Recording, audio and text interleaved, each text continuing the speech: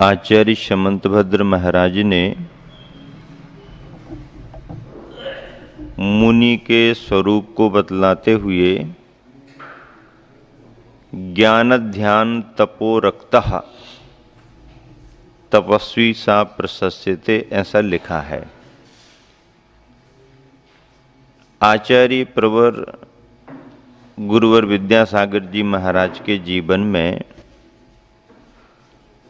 ये पंक्तियां मुनि जीवन में स्पष्ट घटित होती हैं। चाहे सर्दी का समय हो, गर्मी का समय हो या वर्षा का काल हो, ज्ञान ध्यान की चर्या में बाधा नहीं आती। बड़े बड़े समारोह भी क्यों न होते रहें,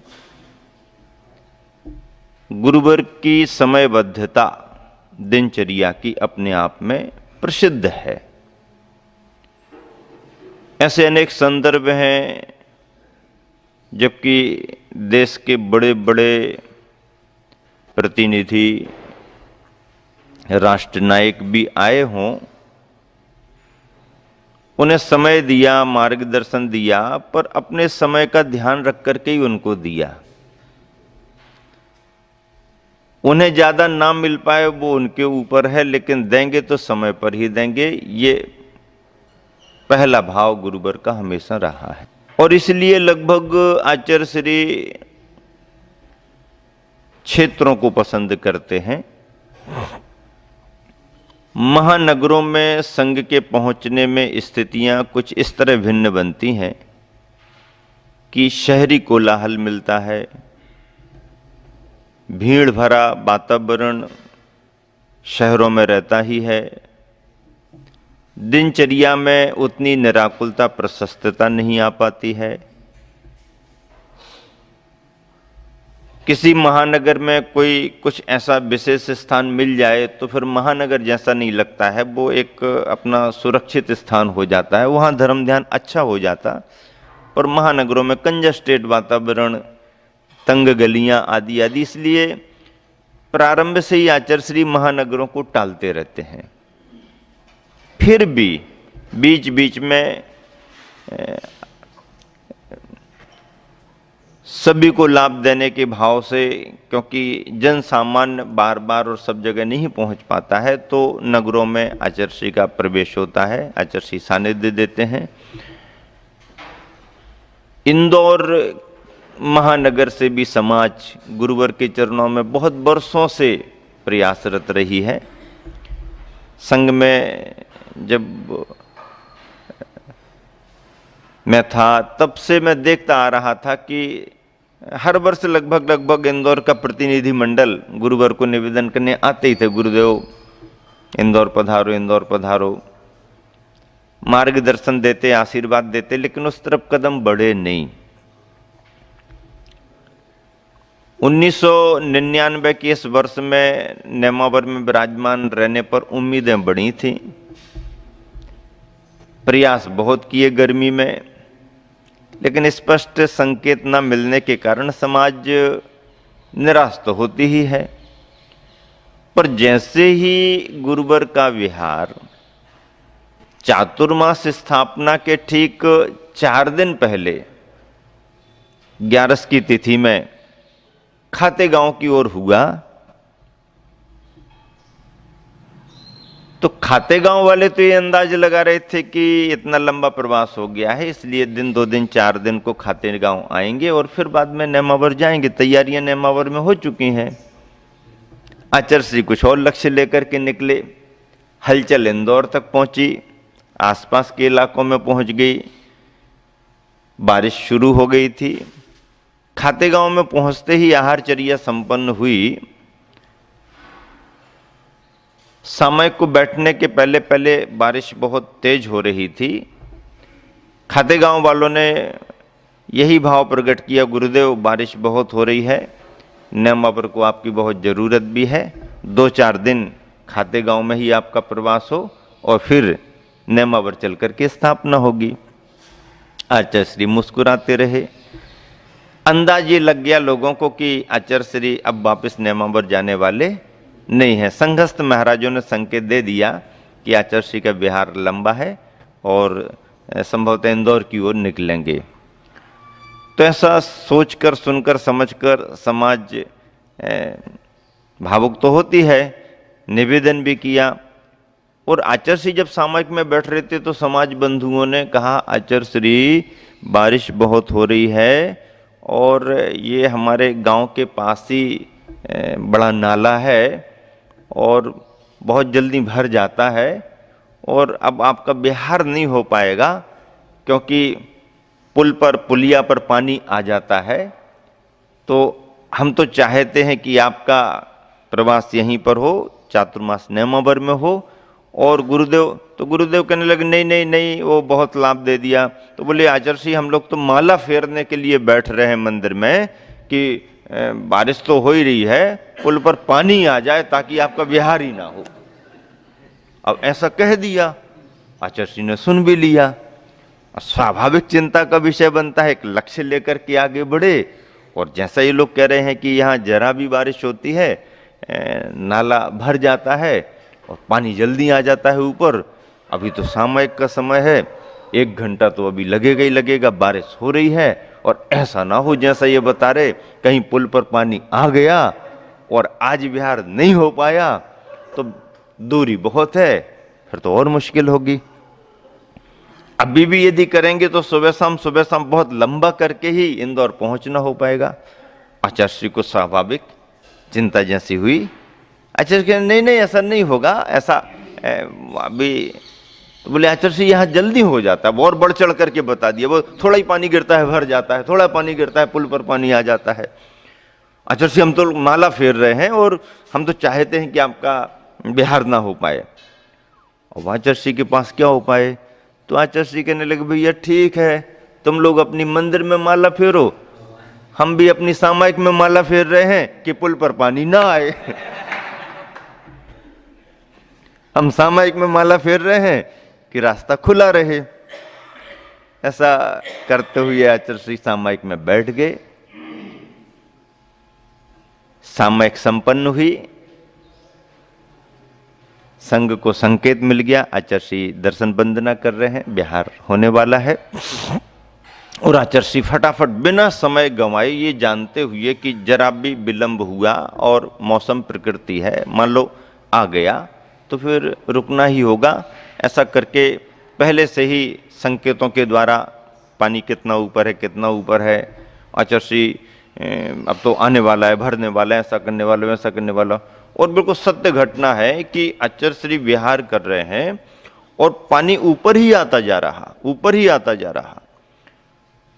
आचार्यश्री देख रहे हैं पानी ऊपर को आने लगा, ऊपर को, और जल्दी जल्दी संकेत, महाराज जल्दी निकलो, जल्दी आ रहा है पानी, ऐसा करके। और जल्दी जल्दी निकल करके गए। जो लोग थोड़ा सा कम चल पा रहे थे, पीछे पीछे आ रहे थे, आचार्यश्री संघ सहित निकल गए, श्रावक निकल गए, पीछे आने वाले तो निकल ही नहीं पाए। आगे बढ़ गया संघ और आचार्यश्री बहुत खुश, प्रसन्न होकर के आगे बढ़ने लगे। और आजू बाजू जब खाते गांव वालों को देखा तो खाते गांव वाले निराश दिखे। वो कहने लगे, आचार्यश्री, अब आचार्यश्री क्या बोले? तो आचार्यश्री कहने लगे, हाँ प्रयास तो सबने किया, लेकिन बताओ माला किसकी काम आई? प्रयास तो सबने किया, लेकिन बताओ माला किसकी काम आई? अब श्रावक क्या बोले? लेकिन एक व्यवहार में एक आचार्य का जो भाव हो सकता है, संघ को यथा समय, यथा अनुकूल व्यवहार कराना, वो स्वभाव में था। और उसी कारण से आचार्यश्री ने कहा कि भाई ठीक है, आप लोग तो माला फेर रहे हो, लेकिन हम भी माला फेरते हैं। पानी का प्रवाह तो था ही, भर गया। और एक बार भर जाने के बाद 2-4-6 घंटे तो फिर रुकना होता है, यानी एक टाइम निकलने का मतलब है 2 टाइम निकल जाते हैं। इस तरीके से आचार्यश्री वहाँ से आगे बढ़े, विहार हुआ। और समय कम था, लेकिन लक्ष्य को लेकर के आगे बढ़ रहे थे, तो सुबह शाम करते हुए ठीक चतुर्दशी की तिथि में आचर्षि का महानगर इंदौर में प्रवेश हो गया। 14 की तिथि थी, प्रवेश हो गया। महानगर में तो चातुर्मास करने का ऐसा कोई भाव नहीं था, क्योंकि महानगरों में उतनी अनुकूलता बनती नहीं है। और खास करके आचर्षि से जब कभी भी कोई भी उनके लिए या संघ के लिए निवेदन करता है कि चतुर्मास हमारे नगर को दे दो, तो आचर्षि ज़्यादा कोई बातें पूछते नहीं हैं। संघों के चतुर्मास कराना हो या आचर्षि की कभी चर्चा आती, ज़्यादा कुछ पूछते ही नहीं। तुम्हारे यहाँ कितना बड़ा प्रबंध है, कितनी बड़ी समाज है, भवन है कि नहीं है, धर्मशाला है कि नहीं, ऐसा ज़्यादा पूछते नहीं। लेकिन 2 बातें अवश्य पूछते हैं। पहली बात तो तुम्हारे गांव में कुएं वगैरह बराबर पानी वानी रहता है कि नहीं रहता, क्योंकि संघ की चर्या में आचर्षि ने ये बात अभी तक बराबर बना करके रखी है। जो अन्य संघों में थोड़ा सा हट करके भी काम होने लगा, लेकिन आचर्षि ने इस बात को बराबर जोर देके कि जीवानी की वास्तविकता तो कुएं से पानी निकालने में ही होती है। भले ही पुराने वाले बड़े बड़े कुएं हों या उनका पानी खराब हो गया हो, वाटर लेवल डाउन हो गया हो, तो उन कुओं के पानी को छोड़ दो, नए कुएं तैयार कर लें। और भी यदि वाटर लेवल डाउन होने से ऐसे कुएं तैयार नहीं होते हैं, तो फिर आप बोर के कुएं तैयार कर लो, गहरे तक चले जाते हैं, शुद्ध पानी निकलता है। आप उसमें अपना एक जो छोटी सी बाल्टी बकेट बना लो, उसको अपने पाइप जैसा बना करके हाथ से भी रस्सी से निकालो, जीवानी होती रहती है। या नहीं है तो बारिश का पानी स्टोर करके अपना रखो, टाका बना करके रखो, कैसे भी हो, लेकिन पानी को आराम से निकालें और जीवानी यथा स्थान होती रहे, ये भाव आचर्षि का शुरू से रहा। और यही मूल विधि एक श्रावक की है, और उसी विधि से ही साधु की निर्दोष आहारचर्या हो पाती है।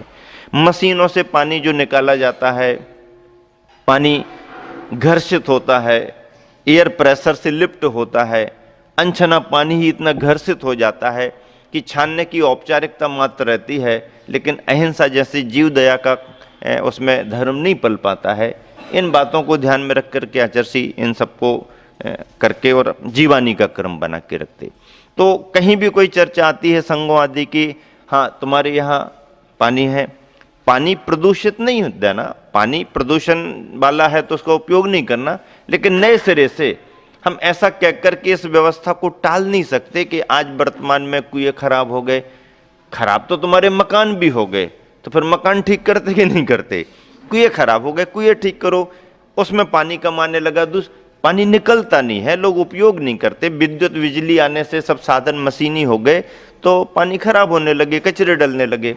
उन कुओं को छोड़ के यदि जिनमें से पानी निरंतर निकलता रहता है, मशीनों से पानी निकलता है, तो उसकी प्रकृति अच्छी बनी रहती है, उन पानी का उपयोग करते रहो। नहीं है तो दूसरे तरीके के, अब तो और ऐसा आ गया कि आप बोर कराओ और जीवानी यंत्र लगा लो। जीवानी यंत्र केवल आपकी बाल्टी ही आएगी जाएगी, पानी को कुछ नहीं करना। बाल्टी चलेगी, पानी भर गया, मशीन चालू कर दो, बाल्टी ऊपर आ गई, पानी निकाल लो, बाल्टी को फिर मशीन चालू करके नीचे कर दो। मतलब जितना मशीन का उपयोग होगा वो केवल बाल्टी को ऊपर नीचे करने में होगा, पानी में उसका कुछ नहीं है। जीव दया का काम पूरा होता है जीवाणी यंत्र के माध्यम से। इस तरह एक तो ये बात पूछते हैं आचर्षि, और दूसरी बात पूछते हैं जंगल जाने की जगह मिलेगी कि नहीं। इस पर लोगों का ध्यान कम जाता है और लोग इसको कुछ महत्व ही नहीं देना चाहते। लेकिन आचर्षि कहते हैं कि जिन ग्राम नगरों में बाहर जंगल जाने की जगह नहीं, वहां पर साधु संघ को ले जा करके क्या करोगे? जैसे तुम अपने घरों में अपने व्यवस्था से रहते हो, ऐसे ही धर्मशाला में महाराज जियों को, माता जियों को व्यवस्था से बनाए रखोगे, ये चर्या में जमता नहीं है।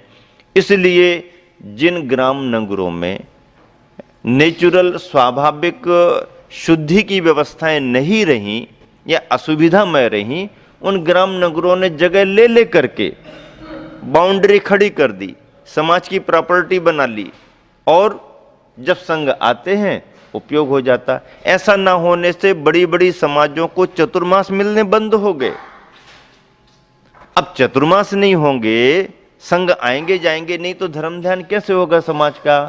तो ये फार्मूला अपनाया गया और आसपास ही बस्ती के आसपास जगह ले करके बाउंड्री वाल खड़ी कर दी, गेट लगा दिया, और जब जरूरत है सो ठीक है, नहीं है तो अपनी समाज की प्रॉपर्टी दूसरा सामान अमान रखे रहने दो। ऐसा करने से समाजों को लाभ मिलने लगा। और सब जगह जहां जहां हुए आपने बागीदोरा में भी एक अच्छा ऐसा कार्य किया है। जिस व्यक्ति ने किया, जिस समाज ने किया, जिस समय हुआ, जिन त्यागी वृत्तियों ने प्रेरणा दे दी, जिन कार्यकर्ताओं के माध्यम से इतना बड़ा काम हुआ, वो वाकई में मुनि परंपरा के लिए एक बहुत बड़ा काम करने वाले माने जाएंगे। क्योंकि जंगल आदि की जगह की निर्दोषता होना एक बहुत आवश्यक माना जाता है। इमरजेंसी जगह तो छोटी मोटी बना लेते कहीं भी, लेकिन स्वतंत्रता से दिन भर में एक आध बार तो आना जाना होना ही चाहिए। और न बहुत दूर न बहुत निकट, एकदम निराकुल एकांत स्थान जैसा मिल जाए तो संघ की निराकुल अपनी चर्या होती रहती है। आहार की निर्दोषता और जंगल में प्रतिष्ठापन समिति की निर्दोषता हो जाए तो बाकी धर्मशाला और मंदिर में बैठ करके भी पूरी चर्या अपनी निर्दोष बनाई जा सकती है। और इस पर जोर देते हुए आचार्य ने पूछताछ कर ली महानगर इंदौर वालों से, चतुर्मास तो कराने की भावना रख रहे हो, चतुर्मास कहाँ करेंगे। तो आचार्य श्री को लोगों ने कहा, आचार्य श्री इतना बड़ा गोमटगिरी क्षेत्र बना हुआ है, संघ की खूब अच्छे से चर्या हो जाएगी। आचार्य श्री गोमटगिरी का लक्ष्य बना करके आगे बढ़े और चतुर्दशी को प्रवेश करके महानगर में उत्साह का वातावरण शहरों में रहता है। समाज में बहुत प्रसन्नता की लहर थी। त्यागी वृत्ति अपनी जगह बहुत प्रसन्न थे, समाज श्रेष्ठी अपनी जगह, कार्यकर्ता अपनी जगह, विद्वान अपनी जगह, सामान्य जन अपनी जगह, जैन अपनी जगह, जैनेतर बंधु जो नाम से परिचित थे वो अपनी जगह। सभी के मन में प्रसन्नता थी। और पूर्णिमा की तिथि में आचार्य ने जाकर के अपना उपवास वगैरह करते हुए चातुर्मास स्थापना संपन्न कर ली। समय सार ग्रंथ का स्वाध्याय भी एक अच्छे तरीके से वहाँ पर सभी के लिए संपन्न कराया गया।